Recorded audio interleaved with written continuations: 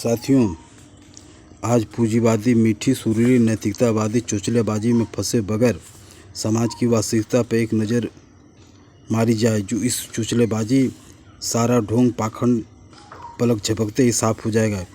जिस समाज व्यवस्था को आज शौकिया मिजाज में जनतंत्रवादी या बाजारी व्यवस्था कहा जाता है, उसका एक स्पष्ट लिखित व लिखित नियम है। समाज की हर चीज़ बाजार है। बाजारी में पैसे से हर चीज़ को खरीदा बेचा जा सकता है। इस चीज़ में जहाँ एक और करोड़ प्रकार के छोटे से लेकर बड़े भारी भरकम माल सामान शामिल है, वहीं पर साथ ही साथ शारीरिक और मानसिक श्रम, ज्ञान और बौद्धिकता और आजकल मालो सामान की बिक्री में तेज़ी लाने हेतु पैसे की नौकरानी बनी नारी सुंदरता भी शामिल है। दूसरे शब्दों में, अगर पैसा नहीं है तो आप कुछ भी नहीं कर सकते, और अगर है तो उससे आप हर चीज़ खरीद सकते हैं, हर काम कर सकते हैं। बैंक उद्योग लगाने से लेकर देश विदेश में शिक्षा पाने तथा पूंजीवादी राजनीति करने तक, कारण समूचा समाज पैसे पर चलता है। बेजान मालों की तरह शारीरिक बौद्धिक श्रम भी एक माल या वस्तु के बेजान मालों की तरह खरीद बिक्री के लिए सरे बाजार आके मौजूद रहता है। बौद्धिक श्रम बौद्धिक कार्य में केवल वैज्ञानिक, इंजीनियर जैसा उत्पादक श्रम या कार्य शामिल नहीं रहता, बल्कि विविध रूपी पूंजीवादी कला, साहित्य, संस्कृति, पैसे पे चलने वाले धर्मनिरपेक्ष या धर्म संघीय उपदेश, अमीरों के पैसे से गरीबों की सेवाएं और समाजसेवी संस्थाएं, और उसी प्रकार विभिन्न प्रकार की पूंजीवादी राजनीति भी सब के सब पैसे पर और पैसे से चलती है। इस संबंध में एक मोटी सी बात पाठक समझ सकते हैं कि पूंजीवादी राजनीति का हर काम करने के लिए आपको पैसा चाहिए, चाहे जनतांत्रिक चुनाव लड़ने हो या मीटिंग प्रदर्शन करने हो, चाहे नेताओं को जहाँ तहाँ यात्राएं करनी हो। प्रश्न है, इन सब के लिए पैसा आए कहाँ से? स्वभावतः धनहीन या टूट-पूंजिया आबादी, जो 70-80% आबादी है, जो अपना खुद का गुजारा नहीं चला सकती, वह राजनीतिक दलों को केवल दिखावे के नाम पर कुछ चंदा दे सकते हैं। देने के नाम पर राजनीतिक दलों को वही वर्ग दान या चंदे के नाम से धन दे सकता है जिसके पास पर्याप्त धन होता है। यहीं से अगले प्रश्न शुरू होते हैं, उदाहरणों के रूप में, जैसे यह कि उन्हें धन दिया कैसे जाए, कानूनी ढंग से या गैर कानूनी ढंग से, घूस घोटाले के जरिए। दूसरे, यह कि यह धन हो कैसा, काला या सफ़ेद। तीसरा प्रश्न है जिसे पूंजीवादी नैतिकतावादी उठाने मात्र से शर्माते हैं, वह यह कि राजनीतिक दलों या नेताओं को धनाढ्य वर्ग आखिर धन देता क्यों है? क्या बिन मकसद या निस्वार्थ भाव से या उद्देश्य से?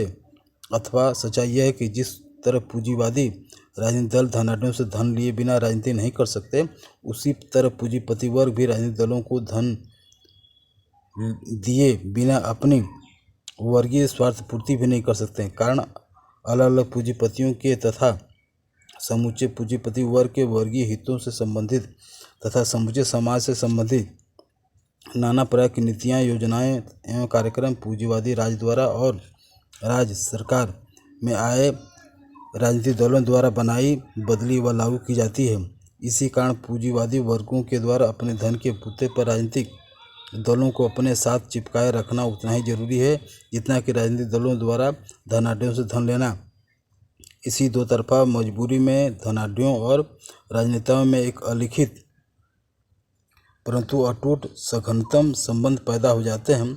अतः यह कहना कि पूंजीवादी वर्ग अपने वर्गीय हितों को अपने उद्देश्य बनाए बिना राजनीतिक दलों को दान या चंदा रूपी धन देते हैं, अथवा राजनीतिक दल भी स्वयं किसी उद्देश्य के बिना मात्र राजनीति के खर्च चलाने के लिए धनाढ्यों से चंदे या दान लेते हैं, यह उतना ही छली कपटी ढोंग पाखंड है जितना कि यह कहना कि यह या वह दल धनाढ्यों से पैसा ही नहीं लेते हैं, अथवा यह कि उसे बिना पूंजीवादी राजनीति की जा सकती है। प्रश्न है, यह धन कैसा हो, काला या सफ़ेद? अगर कोई पूंजीपति यह कहे कि उसके पास केवल सफ़ेद धन है, काला धन नहीं है, तो वह नंबर 1 का झूठा हो। सरकारी खाते से छिपाया या टैक्स से बचाया और इकट्ठा किया धन काला धन कहलाने लगता है। स्वाभाविक है, हर अमीर आदमी के पास दोनों प्रकार के धन होंगे, और उतना ही यह भी स्वाभाविक है जब वह किसी राजनीतिक दल को दान या चंदा देगा तो वह उसमें से अपने सफ़ेद धन के साथ साथ काला धन भी देगा। बस अंतर यह कि सफ़ेद धन खाते में चढ़ जाता है और काला बेचारा मुक्त दान कहलवा के सब्र करता है और यही भ्रष्ट राजनीति या राजनीतिक भ्रष्टाचार को जन्म देती है। सालों पहले सरकार ने यह कबूलते हुए दान या चंदा रूपी धन लिए बगैर राजनीति नहीं हो सकती। एक कानून द्वारा उनकी सीमा तय कर दी गई थी, मगर महंगाई बढ़ने से वह सीमा तो खैर टूटी, परंतु उससे दान चंदे लेने वाले और देने वाले दोनों ने भी उसे तोड़ा। कारण पूंजीपति वर्ग बखूबी जानता है कि जब वह उसके वर्गीय हितों वाली नीतियाँ कार्यक्रम बन जाएंगे तो उसके करोड़ों खरबों में बदल जाएंगे। दूसरी ओर राजनीतिक भी जानते हैं कि अगर कानूनी सीमा के अंदर दान या चंदा लिया जाए तो आज की खर्चीली राजनीति नहीं की जा सकती है। इसे पूंजीपति वैसे ही भी भापते हैं जैसे कि राजनीतिक पूंजीपतियों के दूरदृष्टि वर्गीय स्वार्थ।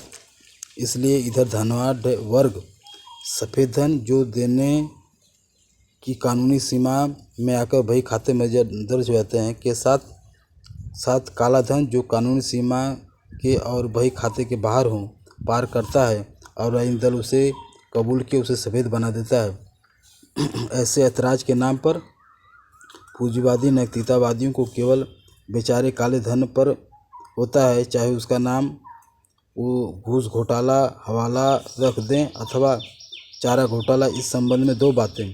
पहली, नैतिकतावादी अगर यह साबित कर दे कि समाज के धनाढ्यों का दिया हुआ सफ़ेद धन या उसका देना या लेना दरअसल सफ़ेद होता है, तब वह काले धन की और उसे लेने वाली काली या भ्रष्ट राजनीति की आलोचना करें। पहले तो यह तथाकथित सफ़ेद धन यूं ही कमजोर वर्गों के शोषण दोनों से पैदा किया हुआ होता है और अपने परिणामों में समाज में गरीबी, बेकारी व अन्य वर्गीय ऊंच नीच के जैसे कालापन पैदा किया रहता है।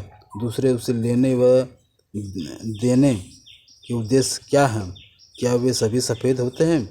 अपने धन के बूते पर राजनीतिक दलों या अधिकारियों से अपने वर्गीय हितों की नीतियाँ कार्यक्रम बनवाना या बदलवाना अथवा आए दिन अन्य सैकड़ों प्रकार के काम करवाना, इसके लिए उन पर प्रत्यक्ष अप्रत्यक्ष दबाव डालना,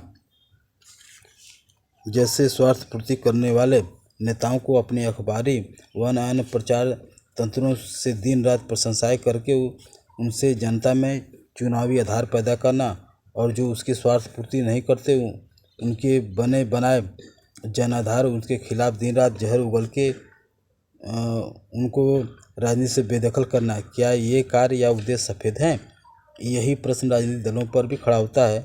धनाढ्य वर्गों से सफ़ेद धन लेकर सत्ता के अंदर बैठकर धनाढ्यों के वर्गीय हितों की नीतियां बनवाना या बदलवाना, जैसे 1991 की नई थी बनवाना और अब उसका दूसरा चरण लागू करना, और दूसरी ओर जनहित राष्ट्रहित की बातें वादा करना, क्योंकि इसके बिना वो वोट नहीं मिल सकते हैं। क्या ये कार्य उद्देश्य और उनके लिए लिया जाने वाला धन सफ़ेद कहलाएगा या सफ़ेद कहना चाहिए?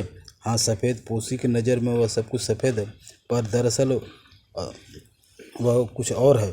तो साथियों, जिन धन के बूते पर धनाढ्य वर्ग बैंक, उद्योग, व्यापार इत्यादि चलाता है, राजनीतिक एवं समाजसेवी संगठनों से लेकर गरीब अनाथालयों तक को चंदा या धन देता है, आधुनिक कला संस्कृति के मंच खड़ा करता है, उसी धन के बूते पर किसी भी स्वच्छता प्रेमी, भ्रष्टाचार विरोधी व्यक्ति या संगठन खड़ा करके उस नेता के विरुद्ध सबूतों सहित घूस घोटाला इत्यादि की अदालत इत्यादि में मुकदमे भी दायर करवा देता है। अन्य को छोड़कर कभी इस पर कभी उस पर ऐसे मुकदमे दायर करवा करके इसे आजकल चुनिंदा राजनीति मुकदमेबाजी कहता है।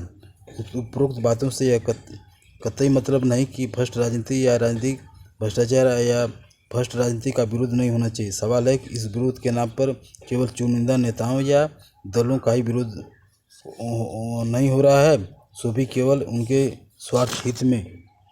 यह आपसी दलगत विवाद भ्रष्ट घोषित है। अतः जिन्हें स्वयं पूंजीवादी वर्ग अथवा उनके द्वारा बनाई गई भ्रष्टाचार विरोधी संस्थाएं भ्रष्ट साबित करने हेतु उनके भ्रष्टाचार के मामले को नंगा करती है, अन्य नेताओं दलों भ्रष्टाचार पर पर्दापोशी किए हैं ताकि उसी किन्हीं दिन जरूरत पड़ने पर और सभी किसी को बेपर्दा कर दिया जाए और किसी को ईमानदार घोषित कर दिया जाए। तो राजनीतिक व अन्य क्षेत्रों में व्याप्त भ्रष्टाचार अपने आप में कोई विशिष्ट या अलग चीज़ नहीं है जिसके खिलाफ कोई अलग मुहिम छेड़ी जाए।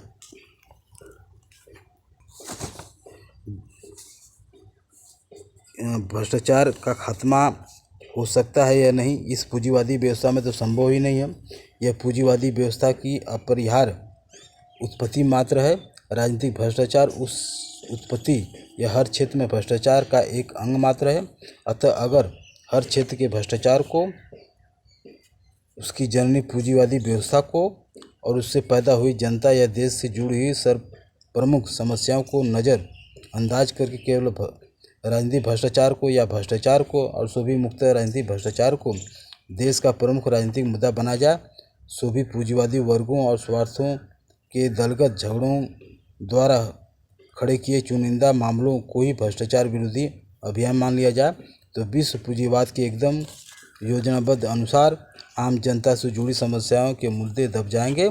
जैसे कि पिछले कई सालों से कभी संप्रदायवाद या अलगाववाद को सर्वप्रमुख मुद्दा बनाना और कभी हर्षद मेहता के नाम से उचक्के की घोटालाबाजी को आगे करके जन समस्याओं के चर्चाओं तक को दबाना, यह भ्रमजाल आम लोगों में फैलाया जा रहा है कि देश की प्रगति में और कोई कहीं गड़बड़ी या खराबी नहीं है, न तो इस व्यवस्था में और न ही इस शासकीय प्रशासनिक तंत्र में, न तो पूंजीवादी उद्योग मालिक वर्गों में अथवा सरकारी गैर सरकारी अधिकारियों में। देश की प्रगति हेतु लागू होने वाली 1991 की निजीकरण उदारीकरण नीतियों में सारी गड़बड़ी की जड़ है। देश की प्रगति में मुख्य बाधा जनतांत्रिक राजनीति में आई घृणित गंदगी है, वह है राजनीतिक भ्रष्टाचार।